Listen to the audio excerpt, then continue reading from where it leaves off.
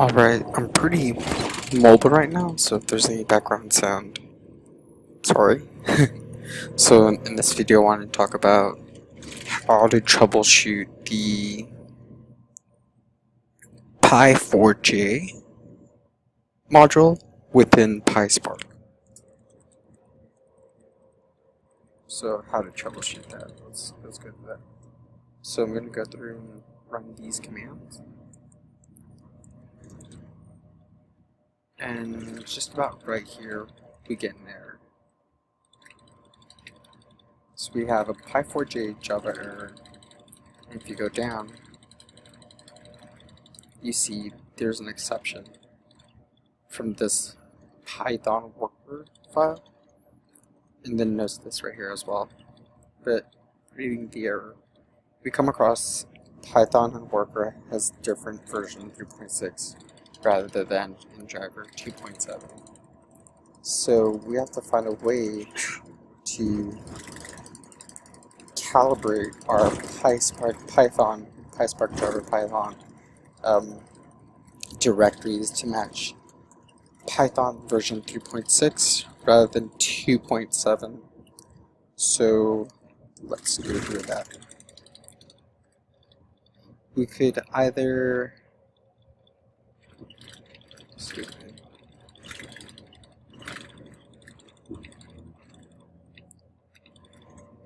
coming up here. Okay, Sunday. So coming up here, we try to look for the spark end.sh file. I was trying to locate it, but I couldn't find it for a while. But once I was able to find my, give me one sec.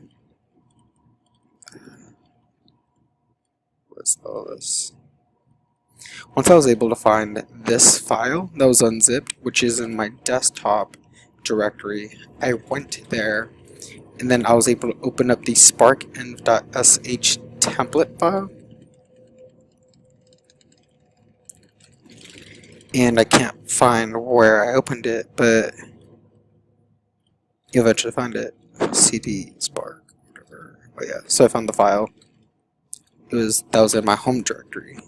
Went in there, CD'd in there, CD'd into conf, the conf folder, and then going in there, that's when I went and I used nano to open up the terminal text editor and access spark end.sh template.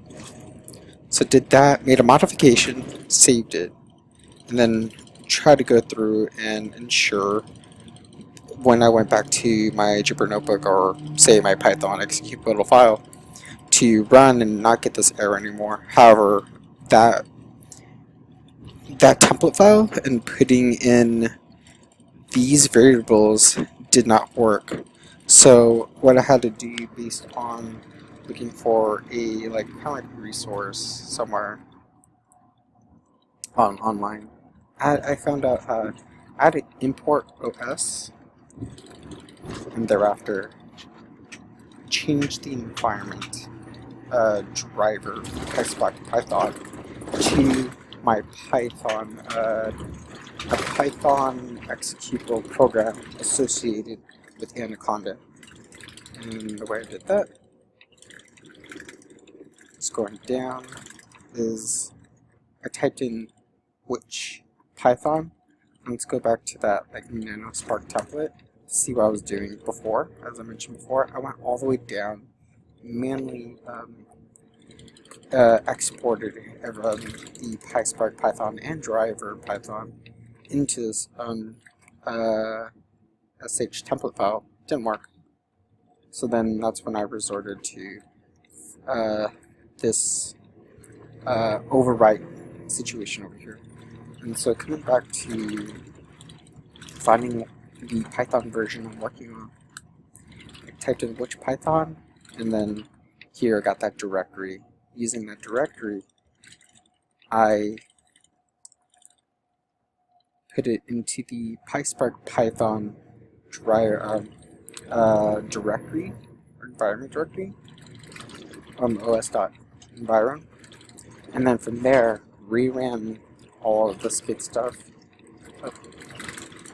Okay, actually I have to restart my kernel since the PySpark Python directory is already presetted, so restarting the kernel now, going through these operations.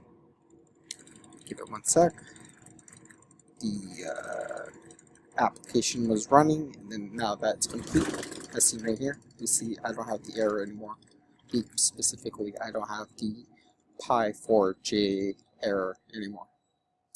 Yeah, so if you have any questions, just feel free to comment or reach out to me.